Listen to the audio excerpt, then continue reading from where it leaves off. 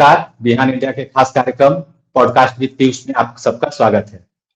जिसकी जितनी संख्या भारी उसकी उतनी हिस्सेदारी, राजद यह नारा हमेशा से देती आई है।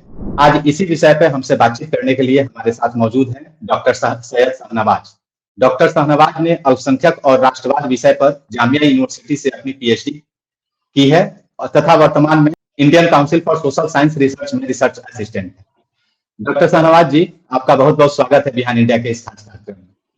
जी, आपका पहले बहुत बहुत आभार। अक्सर लोग मतलब मुसलमानों को मंच नहीं देते हैं, इनसे बनवाते हैं, आपने मंच दिया है तो आपका बहुत बहुत आभार।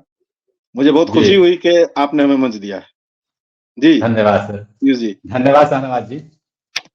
हम सीधे सवाल की ओर बढ़ते हैं। हम लोग का हमारा आज का कार्यक्रम है, इस पे सबसे पहला सवाल हमारा, बिहार में आप चूंकि एज ए रिसर्चर हैं तो इस रिसर्चर के हैसियत से हम ये सवाल आपसे जानना चाहेंगे कि बिहार में मुसलमानों की राजनीतिक भागीदारी क्या है और बिहार में मुस्लिम समाज के रिप्रेजेंटेशन को लेके, हिस्सेदारी को लेके विभिन्न राजनीतिक दल जो इनका झंडा बुलंद करते हैं या कहते हैं कि हम उसके खेवनहार हैं, इन राजनीतिक दलों से उनकी डिमांड्स क्या क्या है? बहुत ही ज्यादा बढ़िया सवाल है और जरूरी सवाल भी है, क्योंकि अक्सर जब बिहार के राजनीति की बात होती है और खास करके विपक्ष के नेताओं की, मतलब भाजपा माइनस, तो मुसलमान का जिक्र जरूर होता है, क्योंकि एज ए कम्युनिटी ये 17% करीब मतलब वोटर है, 16.9%, तो 17 ही मानिए। और एक कम्युनिटी वाइज अगर देखिएगा तो ये सबसे बड़ी कम्युनिटी है। लेकिन आपका जो सवाल है राजनीतिक भागीदारी का इतिहास क्या रहा है, तो ये समझिए विडंबना ही है कि आप जो है हमें तीज पत्ते की तरह अपने सब्जी में डालते हैं और खूब बढ़िया सब्जी बना के जब खाने बैठते हैं तो फेंक के खाते हैं, जैसे अक्सर हम लोग तीज पत्ता के साथ करते हैं। तो बिहार की राजनीति में मुसलमान समझिए कि उस तीज पत्ते की तरह ही है। ऐतिहासिक रूप से अगर देखिएगा तो मैंने एक डेटा इसमें मैंने वो किया था बहुत पहले। इसका अगर आप डेटा अगर देखिएगा, फैक्ट जो आपने कहा फैक्ट पे बात करने, तो मुसलमान अगर बिहार में फैक्ट पे बात करने लगेगा तो कईयों की सीट जो है ना, उसका निचला जो होता है, धरा होता है, बेस, वो हिलने लगेगा। आप अगर देखिएगा 1951-52 से जब से बिहार में चुनाव शुरू हुआ है, तो मुसलमान जो है 1952 के रिजल्ट के पश्चात जो है मुसलमान 7% था बिहार में, 24 MLA 319 में से, और यादव जो है वो 7.9% थे। फिर इसी तरह 57 में मुसलमान 8% हुआ, यादव 6% करीब हुए। 62 में मुसलमान जो है वो 7 रहा, यादव 9 हुए। 67 में मुसलमान 6 रहा, यादव 11 हुए। उसके बाद 69 में आइए, मुसलमान 6 रहा, यादव 15 हो गए। फिर 72 में मुसलमान 8 रहा, यादव 11। इसे मैं प्रतिशत में बोल रहा हूँ, क्योंकि बार बार प्रतिशत बोलूंगा तो खराब लगेगा। फिर अब 77 में जब हम आते हैं तो 77 में सीट में थोड़ा सा बदलाव आया, 319 की जगह 325 सीट हुआ, तो परिसीमन के पश्चात। उसमें अगर देखिएगा तो फिर 77 में जब चुनाव हुआ तो मुसलमान 8% हुए, यादव 15% हुए। 80 में जब हुआ तो यादव 9 हुए, मुसलमान 9% हुए, यादव जो है 13% हुए। 85 में, अब 85 का दौर आता है जब कांग्रेस की सरकार बनी, मतलब फिर से 77 के बाद जब बनी थी, सबसे हाईएस्ट 1985 में मुसलमानों का प्रतिनिधित्व रहा है कांग्रेस के काल में, जिसमें मुसलमान 10% हुए और यादव उस वक्त भी 14.5% थे। फिर 90 में आइए, जब लालू जी सत्ता में आते हैं, मतलब वो राजद नहीं था उस वक्त, जनता दल था, जिसमें कहा जाता है कि रामो बामो दोनों ने समर्थन किया था। तो उसमें जो है मुसलमान 6% हुए और यादव 19.1%। और फिर 95 में जब शाहनवाज जी, ये आप विधानसभा चुनावों में जो जीत के मुस्लिम आते थे उनका परसेंट आप बताते जा रहे हैं? हाँ, पूरे विधानसभा में। मैं पार्टी वाइज, राजद वाइज नहीं बता रहा हूँ। यादव समाज, मुस्लिम समाज का मैं इसलिए बता रहा हूँ क्योंकि इनडायरेक्टली या डायरेक्टली अगर आइए तो फिर ये सवाल मतलब आता है। तो मैंने जो डेटा क्रिएट किया था अपने रिसर्च के दौरान, वो यादव और मुस्लिम में किया था, क्योंकि और जाति में कीजिए, कुर्मी में भी उनका भी रिप्रेजेंटेशन उनकी आबादी से बहुत ज्यादा है, तो उनका भी अलग से किया जा सकता है। लेकिन एम बाई करके एक ऐसे फालतू में फेमस है, उस पर मैं कर रहा हूँ कि एम को कितना मिला और वाई को कितना मिला। मेरा किसी जाति धर्म से कोई विद्वेष नहीं है। जाहिर सी बात है, लालू जी अगर आए, वो जिस कास्ट थे उस कास्ट को। जी, आप 1990 से आगे का डेटा बता रहे हैं।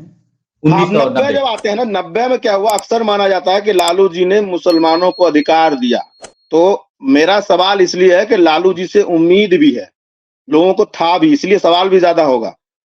तो उसमें अगर आइएगा तो 90 में जब लालू जी आए तो उस वक्त मुसलमानों ने उनका कोई योगदान नहीं है, क्योंकि हालांकि जब जेपी मूवमेंट में अगर आएंगे, जेपी ने अब्दुल गफूर साहब को हटवाया था मुख्यमंत्री पद से, अकेला मुस्लिम मुख्यमंत्री आजादी के पश्चात।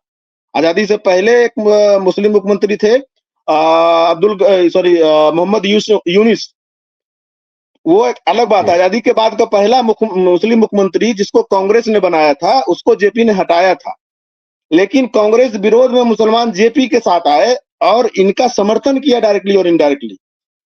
तो उसमें जो फिर भी मुसलमानों का प्रतिनिधित्व नहीं मिला 1990 में भी। 1995 में जब लालू जी फुल फले जाते हैं, एमबाई का एक मामला होता है और वो जब आते हैं तो उस वक्त भी मुसलमान 6 रहा, हालांकि यादव 19 से 25 हो गए प्रतिशत में। फिर 2000 में जब आते हैं तो मुसलमान 6 से 9 हुए, क्योंकि 2000 में आप जानिएगा कि बिहार और झारखंड के बंटवारे की बात हो रही थी। हाँ, जो लास्ट चुनाव हुआ था 2000 में, जो लास्ट चुनाव हुआ था बिहार झारखंड यूनाइटेड वाला, उसमें मुसलमान 9% थे और यादव 20 हुए। और जब फिर बिहार का बंटवारा हो गया 2005 और 6 में, पहला जब नीतीश जी का आगमन होता है, नीतीश जी ने भी मुसलमानों का कुछ नहीं किया। असल में 2 मुसलमान का अगर इसमें जाइएगा तो मुसलमान जो है, अभी इन लोग जनगणना किया है, इन्होंने जातिगत जनगणना, उसमें मुसलमानों का आया है कि 73% मुसलमान पिछड़ा है बिहार में। और इनमें से 2 लोग राज्यसभा खाली जाने के लिए मुसलमानों को पसमानदा और अशराफ में बांट दिया। मैं नीतीश जी के काल में इसलिए बोल रहा हूं, एक डॉक्टर एजाज साहब है और एक अली अनवर अंसारी साहब है, और एक कांग्रेस से एक थे शकीलुज्जमान अंसारी, जो नीतीश जी के समय से वो मतलब ये लोग यंग विधायक थे। और ये लोग का कोठी 2 करोड़ 5 करोड़ को हो गया, लेकिन पसमानदा मुसलमान अभी भी वही है। तो नीतीश ने पसमानदा को खींचा और अशराफ में खास करके शेख बरादरी जो वो लालू जी के साथ गए। उसमें भी अगर आप देखिएगा तो नीतीश जी ने भी कुछ भला नहीं किया प्रतिनिधित्व के मामले में। 2005 में मुसलमान 7% ही रहा, यादव 22 हो गए। 2010 में दूसरी बार नीतीश जी जब आए तो मुसलमान 8 हुआ, थोड़ा सा बढ़ा, यादव कम हुए, 16 हो गए, मतलब 22 से 16। फिर 2015 में मुसलमान जो है वो 9.8% हुआ, मतलब एक 85 में 10 है और एक 2015 में 9.8 है, और यादव 25%। और 2020 में अगर आइएगा तो मुसलमान 8% है और यादव 21%। तो ये बिहार का इतिहास रहा है मुसलमानों का। मुसलमानों से खाली मैंने शुरू में नहीं किया कि आपका बहुत बहुत धन्यवाद कि आपने मंच दिया, बाकी मुसलमान खाली मंच बनाने का काम करता है, मंच मिलता नहीं है उनको। मंच मतलब राजनीतिक मंच। आप राजनीतिक भला तभी करेंगे जब विधानसभा में उसको जितवाएंगे, उसको टिकट देंगे। अभी राज्यसभा में देखिए M22 में से कौन गया है। अच्छा, एक और अद्भुत है मुसलमानों के साथ कि 4 व्हीलर वाला मुसलमान ही राज्यसभा जाएगा और चुनाएगा भी तो वही चुनाएगा। गरीब मुसलमान जो 73% है, जिसकी जुबान बने थे लालू जी, वैसा कई गो मुसलमान अभी राजद में है। 73% मुसलमान जब पिछड़ा है तो विधायक पिछड़ा मुसलमान से होना चाहिए ज्यादा ना। कई गो नेता बताइए राजद में पिछड़ा मतलब आर्थिक रूप से। मैं वो पसमानदा और अशराफ वाली राजनीति में मैं बिलीव नहीं करता हूँ। इसका कारण यह है कि इसी ने मुसलमानों को बर्बाद किया। 2 पार्टी में 2 लोग को राज्यसभा जाना था, मुसलमानों को पसमानदा अशराफ में बांट के खुद राज्यसभा चले गए। जिसकी जितनी संख्या भारी उसकी उतनी हिस्सेदारी के साथ साथ ये भी तो है कि क्या कभी राजद मुस्लिम मुख्यमंत्री का कैंडिडेट घोषित करेगी किसी को, कोई मुस्लिम चेहरा को सीएम बना सकती है, इस पे वो बार बार असहज दिखे। तो आपको ये क्या लगता है कि क्या बिहार में मुसलमानों को जो सबसे बड़ा पद है बिहार का, वहां कभी जाने की जो ख्वाहिश है, या पिछड़ापन जो है मुस्लिम समाज में, वो पिछड़ापन जो है उसको दूर करने के लिहाज से भी हो, तो क्या कभी बिहार में आप देखते हैं ऐसा कि बिहार में मुस्लिम सीएम कभी बन सकता है? देखिए, ये सवाल जब कीजिएगा तो इनका 3 चीज का भंडाफोड़ होगा। एक तो भागीदारी, दूसरा आपका इसका भी सेकुलरिज्म का भी, और तीसरा जो है ये कितना रिस्पेक्ट करते हैं किस समाज को। एक राजनीतिक दल में भी तो अपना लोकतंत्र होता है ना, उसमें भी रिस्पेक्ट होता है। मैं पहला आपको बोल रहा हूं कि इनका अगर बात कीजिएगा भागीदारी का, तो ये कांग्रेस ने मुसलमान को 2 बार बनाया है, तो करीब आजादी से पहले और बाद में देखिएगा तो मुख्यमंत्री, ये नहीं बनाएंगे। इसका कारण है कि ये सेकुलर नहीं है अंदर से, और इनके जो समर्थक है ना वो भी सेकुलर नहीं। आप ये आरोप लगा रहे हैं आरजेडी पे कि वो सेकुलर नहीं है? हाँ, आरजेडी के जो निर्णय लेते हैं पार्टी में ना, वो सेकुलर नहीं है, और ना ही वो अपने कार्यकर्ता को सेकुलर समझते हैं। मैं कारण बता देता हूं क्यों नहीं बनाते हैं। इसलिए नहीं बनाते हैं कि उनका वोटर भाग जाएगा, यही कारण है ना।